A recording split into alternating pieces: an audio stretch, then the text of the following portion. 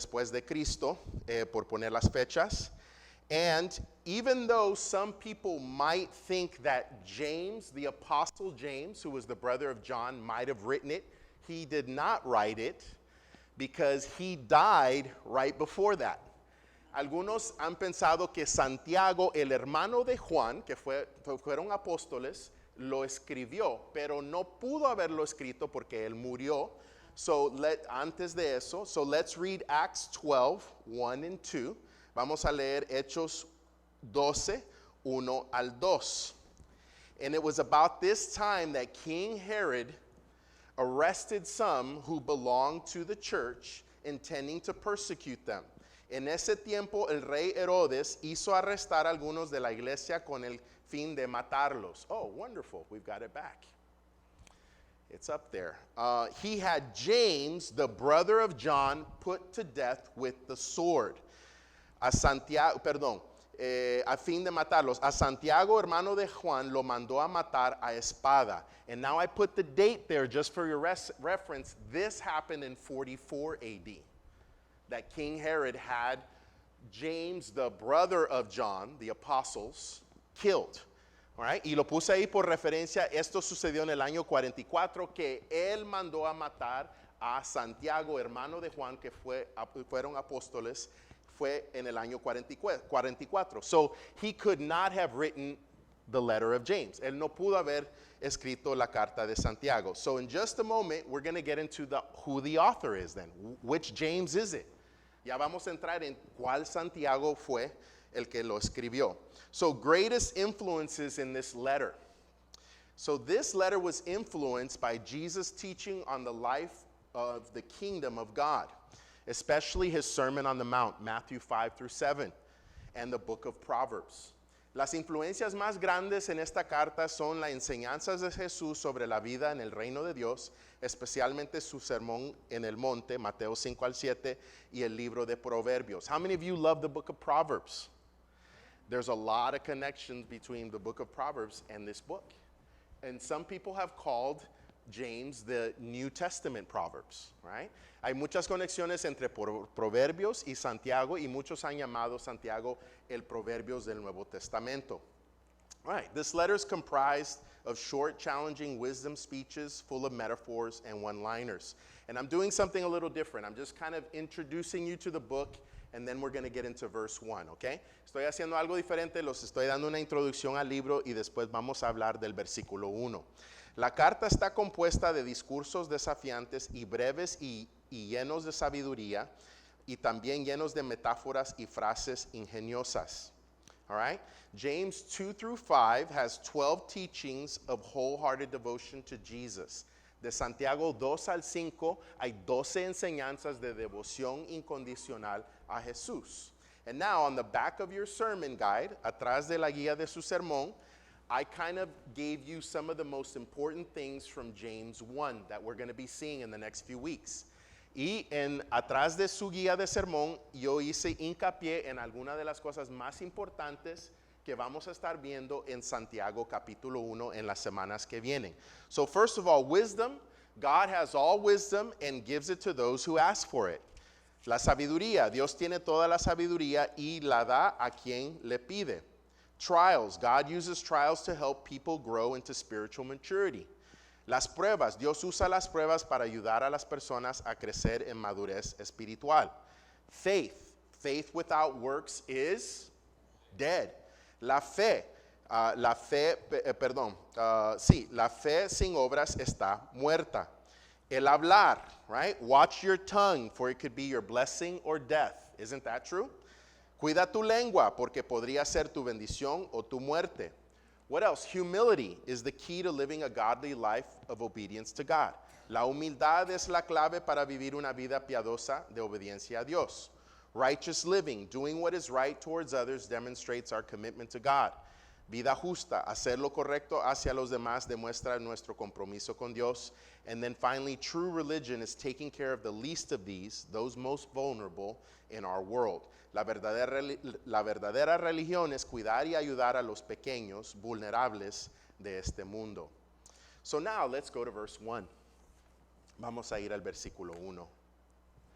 And God's word says, la palabra de Dios dice, James, a servant or slave, depending on your translation, a servant of God and of the Lord Jesus Christ, to the 12 tribes scattered among the nations. Greetings. Santiago, siervo, o en algunas traducciones, esclavo de Dios y del Señor Jesucristo, a las 12 tribus que se hallan dispersas por el mundo, saludos. May God bless the reading of his word to our hearts and minds. Que el Señor bendiga la lectura de su palabra en nuestros mentes y corazones. So, number one, in your guide there, James' humility is a model to us. La humildad de Santiago es un modelo para nosotros. So humility is that you're filling in. Humildad. So you may not realize that, but in that first verse, a lot is being said. In fact, so much more than you might realize. It's so easy to read that verse and go, okay, great. It's the beginning of a letter, right? Because at the beginning of a letter, what do? You do your greetings, right? Muchos leen el primer versículo y dicen, pues ahí no hay mucho, es un saludo, ¿no? La persona se está identificando y está saludando, ¿no? Así comienzan las cartas. But there's so much more there because of who James is. Hay mucho más porque es por la persona quien es Santiago. So again, he calls himself what? A servant of God or slave of God.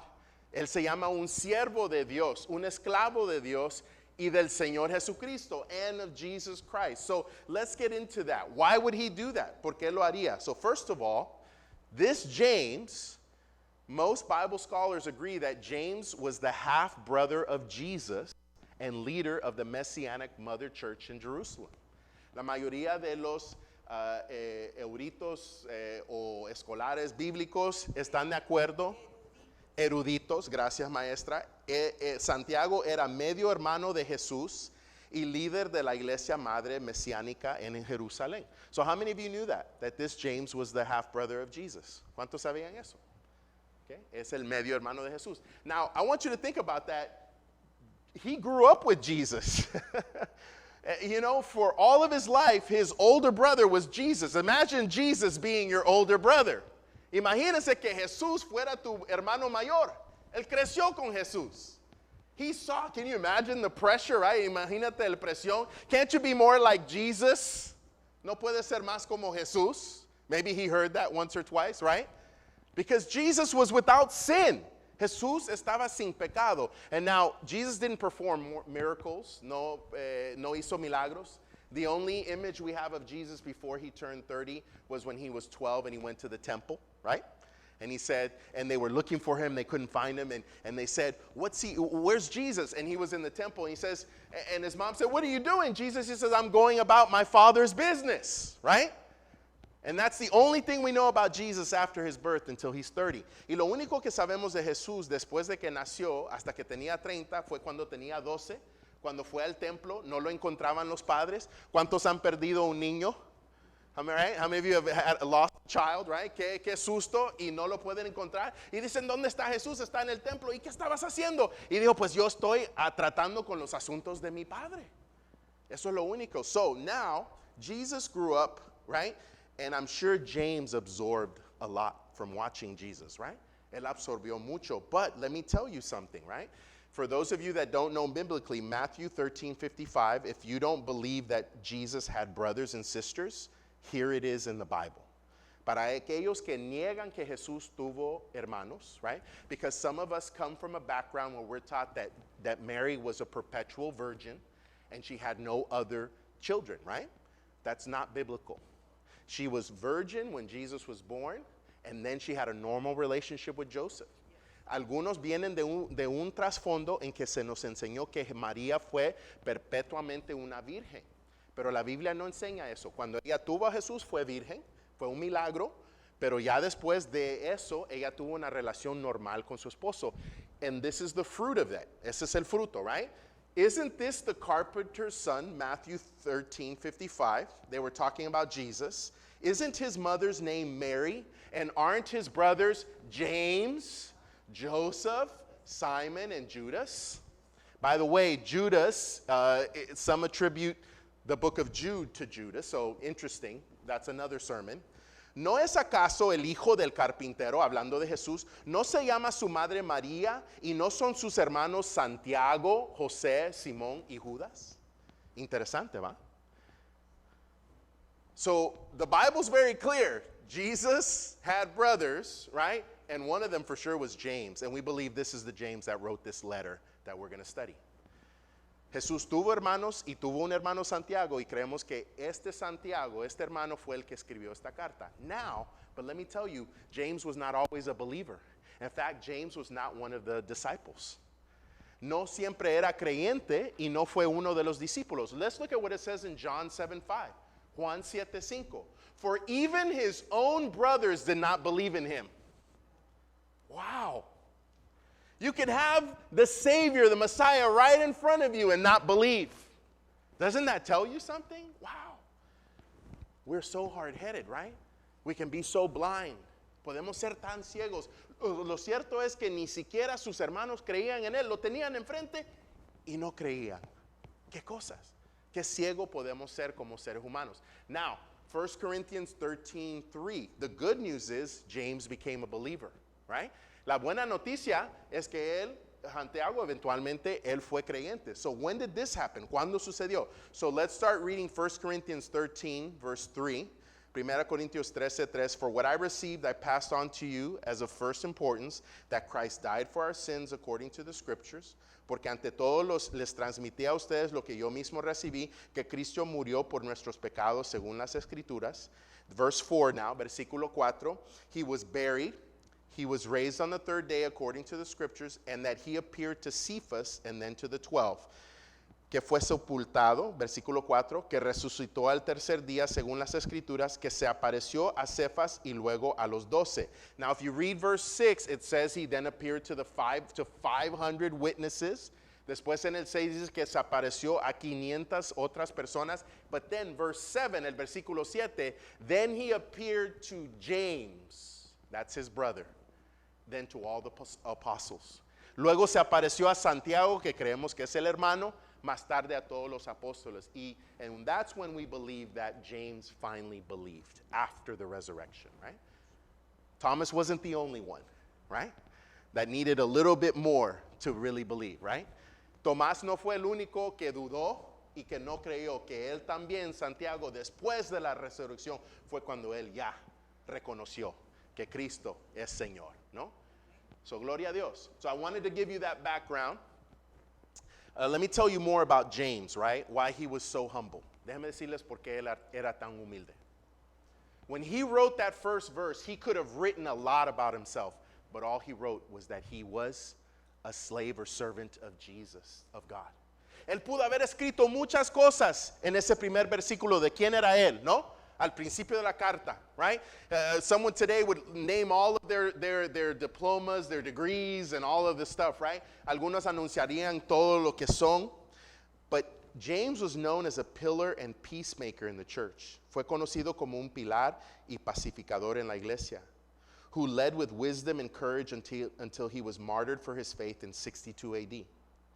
Él dirigió con sabiduría y valor hasta que fue martirizado por su fe en el 62 después de Cristo. So, James was a great example. He was the first pastor, really, in a sense. He was a pastor of pastors. Él fue como el primer pastor de pastores, after Jesus, después de Jesús, no? And then, during the 30 years that James was the leader of the Jerusalem church, they went through famine, poverty, and persecution. Perdón, ahí debe decir 30. Durante los 30 años que Santiago fue el líder de la iglesia de Jerusalén, pasaron por hambruna, pobreza y persecución. And really, the letter of James contains the legacy of his teaching and his wisdom. La carta de Santiago contiene su legado de enseñanza y sabiduría. So James was a very special brother, but he didn't talk about that. He didn't say James, the half-brother of Jesus, right? He could have said that to impress us, right? Él pudo haber dicho, yo soy Santiago, el hermano de Jesús, que para muchos hubiera sido impresionante, right?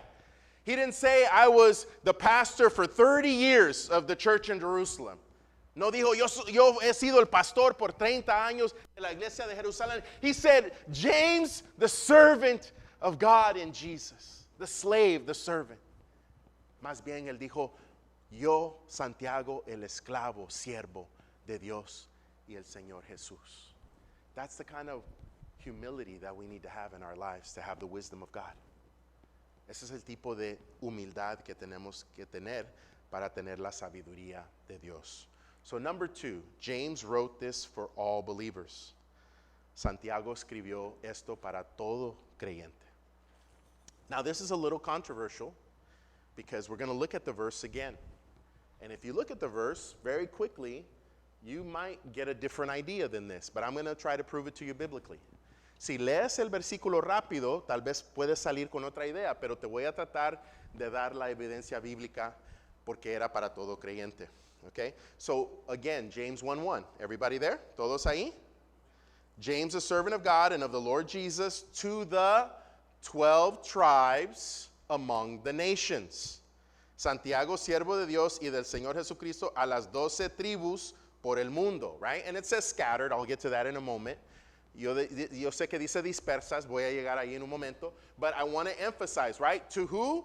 The 12 tribes among the nations, las 12 tribus que están en las naciones, ¿no? And it's easy, when you hear 12 tribes, what do you automatically think of? Cuando escuchan 12 tribus, ¿qué escuchan automáticamente? What comes to your mind? ¿Qué viene a la mente? The 12 tribes of Israel, las 12 tribus de Israel. So you're automatically thinking, well, this is a very Jewish letter then, right? Es para los judíos, right? He was a pastor in Jerusalem, fue un pastor en Jerusalén, and the majority of believers at the beginning were Jewish. La mayoría de los creyentes al principio eran judíos.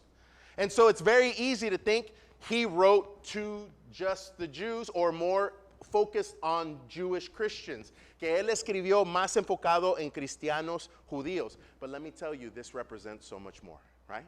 Because how many of you are around for our other studies on Revelation, right?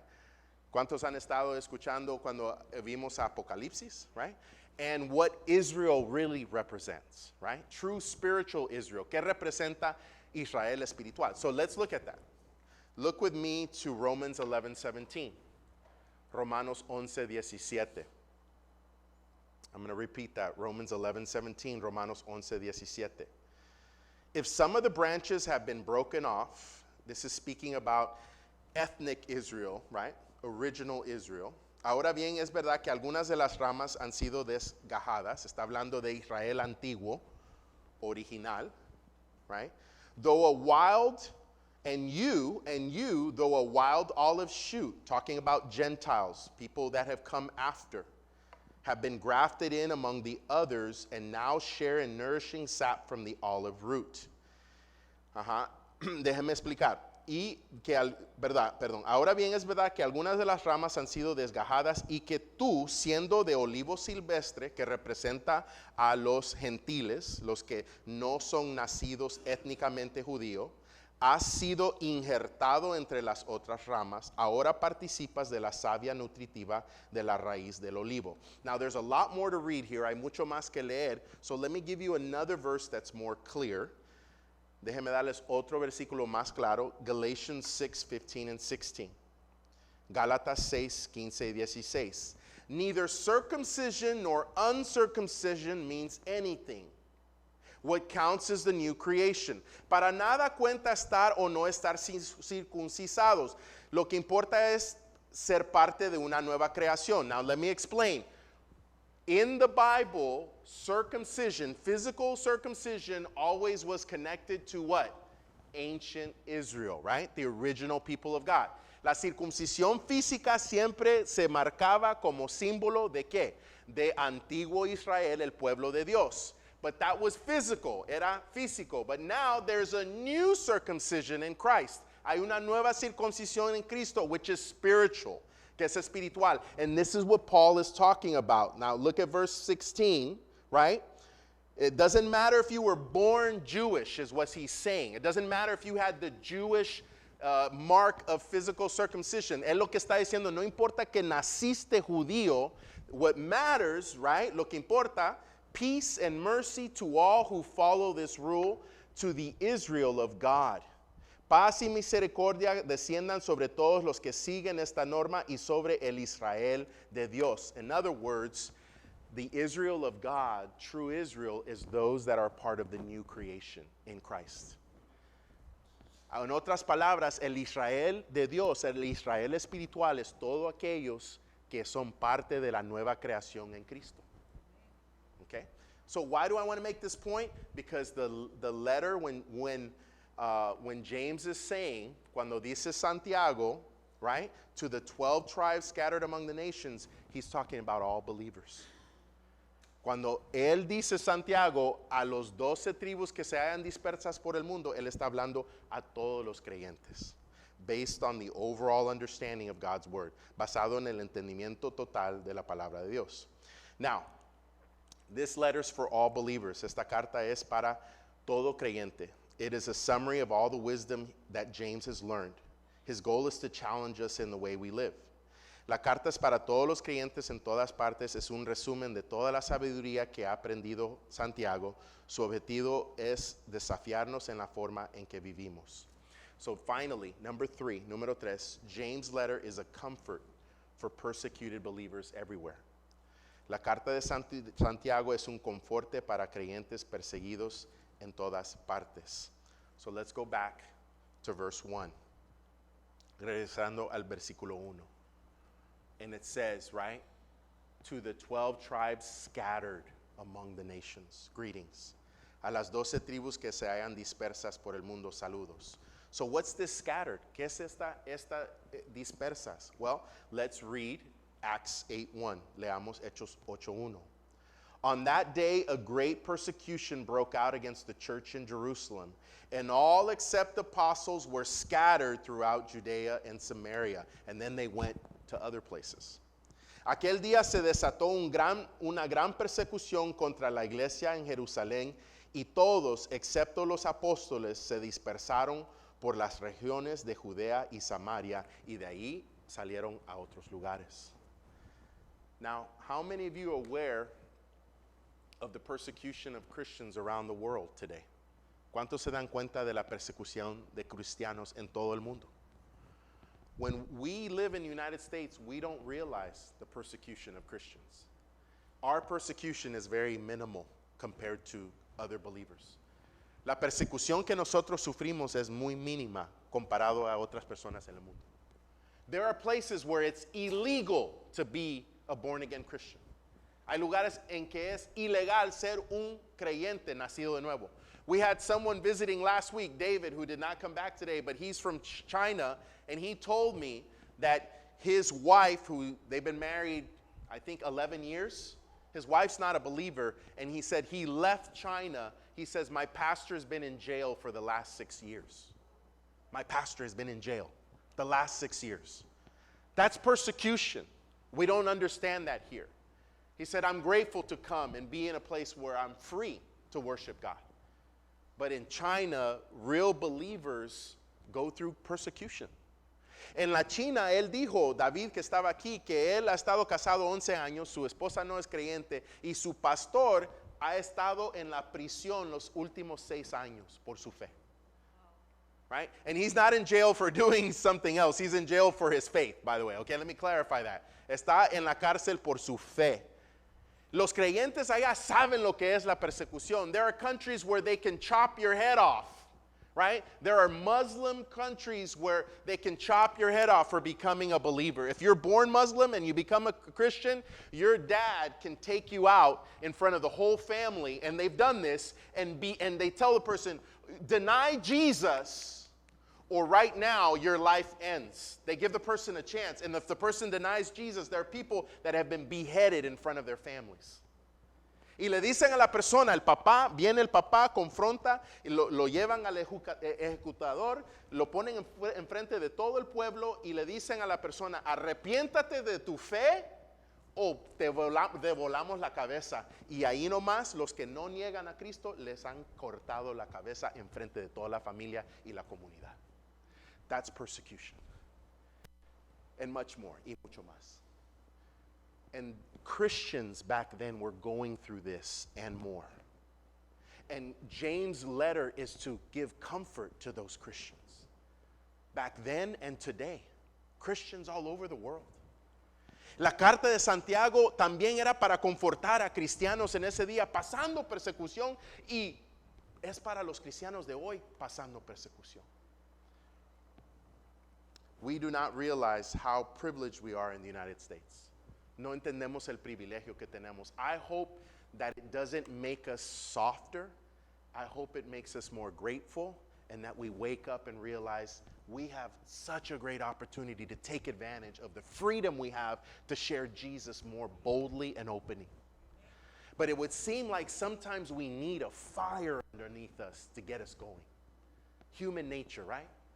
Yo quisiera ver que nosotros aprovechamos más nuestra libertad, que fuéramos más agradecidos y que ese agradecimiento nos llevara a compartir más con la gente, con más valor, con más fervor. Pero desafortunadamente la naturaleza humana muchas veces es, y necesitamos un fueguito debajo de nosotros para despertarnos. I hope it doesn't come to that, but it may come to that one day. We may have to feel more persecution to become bolder in our faith and share our faith more like our brothers and sisters around the world. Tal vez vamos a necesitar eso en los Estados Unidos para despertarnos. Más persecución para ser más como nuestros hermanos en las otras partes del mundo y ser más valientes para compartir la fe. But I hope that today we'll take advantage of God's wisdom and share Jesus with as many people as we can. That we not wait for that. Mi esperanza es que con la sabiduría de Dios no esperamos eso, pero que ya aprovechemos el tiempo compartiendo las buenas nuevas de salvación con las personas. So in essence, let me finish with this. En esencia, déjeme terminar con esto. James is calling all Christians to live by true wisdom from God, which reflects Jesus' summary of the law of God, the Torah, which is to love God with all that we are and to love our neighbors as ourselves. En esencia, Santiago está llamando a todos los cristianos a vivir según la verdadera sabiduría de Dios, que refleja el resumen de Jesús de la ley de Dios, el Torah, que es amar a Dios con todo lo que somos y amar a nuestro prójimo como a nosotros mismos. James is a very practical letter. Es una carta práctica. And let me tell you, in the next few weeks, there's going to be moments where it may hit us right here, because he talks very directly. Hay momentos en las semanas que vienen que tal vez nos va a dar duro alguna de las cosas que dice Santiago, pero a veces lo necesitamos. Sometimes we need that, right? And I pray that the wisdom of God through James will transform the way we live our lives as a church and in our families. Mi oración es que la sabiduría de Dios a través de esta carta transforme nuestras familias, nuestras maneras de vivir, de tratarnos. We need the wisdom of God, church. Many Christians are making very bad decisions on a daily basis, and they're not giving testimony to the love of God. We're giving the wrong example to so many people because we lack the wisdom of God. Muchos cristianos están haciendo malas decisiones cada día. No estamos dando un buen testimonio, no estamos reflejando el amor de Cristo. Y mucha gente se está yendo al infierno porque nosotros no estamos viviendo en la sabiduría de Dios. A lot of people are going to hell because we're not living in the wisdom of God. And I want to challenge us. Nos quiero retar that we wake up, que nos despertemos in our finances, en nuestras finanzas, right? In our families, en nuestras familias, and so many things that we put the Lord first, que pongamos primero al Señor. I want to invite you to pray right now. Los quiero invitar que oren conmigo. I love you, church. Yo los amo. And I want to fight for each and every one of you. Quiero luchar por cada uno de ustedes. The Lord loves you even way more than I can love you. Y el Señor te ama mucho más de lo que yo te puedo amar. And I want to just encourage you to seek this time as a great opportunity for the wisdom of God to truly guide every part of your life. Quiero retarte que tú busques del Señor, aprovechar este momento para dejar que la sabiduría de Dios verdaderamente dirija tu vida. So many people need us badly to live by the wisdom of God. They're waiting for us to reflect that light from God. But we need God's wisdom. Muchos están necesitando, esperando que nosotros vivamos con la sabiduría de Dios, que reflejemos esa luz. But we can only do it with His wisdom. Solo lo podemos hacer con su sabiduría. To make the right decisions, hacer las decisiones correctas. But to do that, we have to surrender. We have to have humility. Para hacer eso hay que rendirnos y tener humildad. James gave us such a great example of humility. Santiago nos dio un gran ejemplo de humildad, and we need to have that attitude that we are servants of God, of Jesus. Somos siervos del Señor. And He comes first. Él viene primero. It's His way that we need. Es la manera de Él que necesitamos. We need more of you, Lord, and less of us. Oh, Lord, help us. Ayúdanos, Señor. We need more of your wisdom in our families. Necesitamos más de tu sabiduría en nuestras familias. There are Christian families right now that are being destroyed through entertainment, through all kinds of things that are taking them far from the Lord. Hay muchas familias cristianas siendo destruidas por el entretenimiento y muchas otras cosas que los están llevando lejos del Señor. Lord, we need more of you. Necesitamos más de ti. We want to make a difference. We want to reflect Jesus to our neighbors who are going to hell without you. Señor, ayúdanos a reflejar a Cristo para nuestros vecinos que están yendo al infierno sin ti. Give us more of your love, Lord. Danos más de tu amor. Give us more of your compassion. Danos más de tu compasión. But Lord, give us your wisdom to know the way we need to do things on a daily basis. Danos de tu sabiduría para hacer buenas decisiones a diarias. Decisions that will reflect your love. Decisiones que reflejarán tu amor. And Lord, do not allow fear to drive us. No dejes que el temor nos conduzca, but Lord, that your love would drive out that fear. Que tu amor eche para afuera ese temor. Lord, help us to forgive the way you forgive. Ayúdanos a perdonar como tú perdonas. Help us to ask forgiveness when we make mistakes. Ayúdanos a pedir perdón cuando nos equivocamos. Lord, help us to have that love for one another that only you can give us. Danos ese amor unos por otros que solo tú nos puedes dar. And bless each person here. Bendice a cada persona. In Jesus' name, en el nombre de Jesús. And God's people say, el pueblo de Dios dice, amén. Can we give the Lord the praise? Le podemos dar al Señor la alabanza. Amen. We're going to stand right now. I'm going to ask Brother Dalmo to come and pray. Just a word of blessing, of prayer. Wilfredo, it's been great to have you. I hope that you've been blessed. And yeah. Wow. Well, we believe you're not here by accident. The Lord's brought you here today. And we hope that you'll come back. And we love having you. Okay? God bless you. God bless you. We're going to pray. I'm going to ask Brother Dalmo to pray. And if you want to symbolically extend your hand, receiving the Lord's blessing, feel free to do so. Si quieres simbólicamente extender tus manos como un símbolo de recibir la bendición del Señor, lo puedes hacer. Heavenly Father, as we go, continue to bless us. I pray that you continue to bless us, Father. Siga bendiciéndonos, Padre, en nuestro camino. And I pray, God, that you help us to share with others our love, our possessions, everything, Father, that we have, we can share and show you, and show the others you, Father. Ayúdanos a compartir nuestras posiciones y todo lo que nos has dado con los demás. And give us the strength to face all the trials and suffer, and we are blessed by you, God. All the things that we do for us, and you bless us so much. Señor, ayúdanos a pasar esos momentos, Señor, de reto, de dificultad, con tu amor, con tu gracia, Señor, y gracias por bendecirnos en tantas maneras. And thank you, Father, for your love for us, your care for us, and as we go, continue to bless us in Jesus' name. Amen. Gracias por tu amor y tu bendición, y siga bendiciéndonos, Señor, En el nombre de Jesús. God Amén. bless you. Dios los bendiga. Let us go in the peace of the Lord. Vayamos en la paz del Señor. Shalom.